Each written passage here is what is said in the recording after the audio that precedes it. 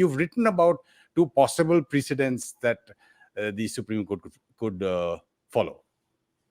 Yeah, so, broadly, actually, there are three. And let me just Okay. lay them out for you. The first is what the Supreme Court should actually be doing, because what happened on Sunday was a patently unconstitutional and illegal act. Now, ideally, the Supreme Court should say that, look, this was a complete travesty of the Constitution, and we are striking this down. So everything which has followed from this is void, and we restore the assemblies. And the government, the no vote of no confidence has to go through, and the entire procedures and processes laid down in the Constitution have to be followed through. That would be an ideal situation, but I would be pleasantly surprised if the courts were to do that. Uh, because if they don't rule it unconstitutional and illegal, it means that from tomorrow, the speaker in any house in Pakistan is a virtual dictator. He can just do anything, and there are enough crazy people, including Imran Khan in Pakistan, who do crazy things. So there is no let or hindrance in the path or obstacle in the path of the speaker.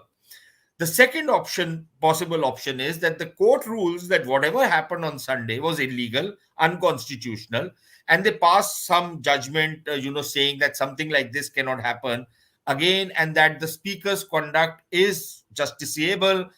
It is subject to judicial review, but because the election process has started, we are not going to interfere with that, and we will go in for fresh elections as per the constitutional schedules. uh, that would be what you can call the middle ground, taking the middle ground. Uh, but what that would mean is that basically the Supreme Court doing Imran Khan a favor, essentially playing into his hands, because that is precisely what the government is expecting. The third option, but it does leave open the scope that whichever government comes in next can use this judgment to open cases against these people. And plus, it sets a certain constitutional parameters which cannot be violated by the speaker. The third option cannot also be ruled out, because at least two of the judges are complete scoundrels. Because if you look at the kind of utterances they are making, they're completely disingenuous. Uh, and the third option is that the court rules that whatever happened was fine. It was well within the right of the speaker to pass that ruling, and it was all perfectly kosher, which means that everything happened as per the Constitution, and that you can go forward. Uh, I think that will be a bit of an overkill from even this Supreme Court. But I think the second option is what perhaps is more likely, although I wouldn't entirely rule out the first, but I'll be pleasantly surprised, because Pakistani judges, you know what kind of people they are. The kind of judgments they've given in the past are laughable and uproarious, actually. Just going to take some questions from viewers for you, Sushant. This one is from Global Office 2.0. He feels establishment, he or she, is still with Imran since his charisma was following. The establishment allowed him to do the said drama, so the next election he is brought back. Your thoughts? I really wish that what Global Office 2.0 is saying is correct.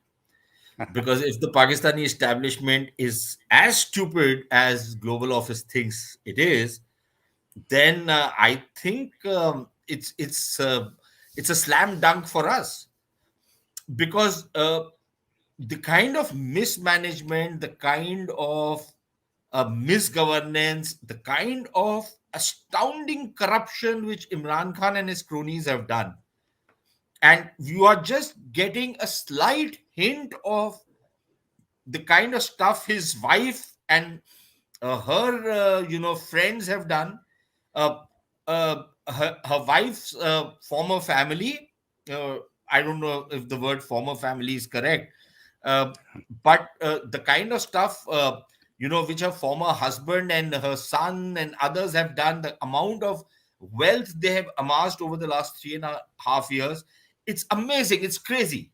It makes your mind boggle. with the scale of corruption. And then of course a range of other corrupt deals, and these the crony capitalism which Imran Khan promoted. Now if all of that is perfectly kosher, great.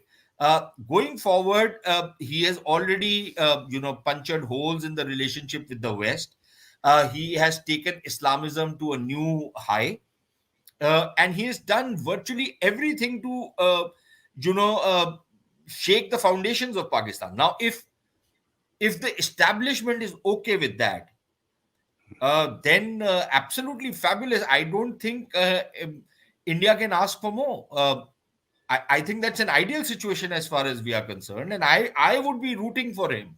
I want him to win again, come back with a bigger majority, uh, take his megalomania to new levels, and mess up things even more than what he has done. Whatever uh, you know, what they say in Hindi, कि जितनी भी थोड़ी बहुत कसर छोड़ दी थी, he completes that in the next term. I don't think anything can be better than that, but I suspect that the Pakistani military is not that stupid. You've, in There fact, might be answered one. officers in the Pakistani military, especially some of the retired ones, who have been passed over and are harboring Yeah. their own frustrations and stuff.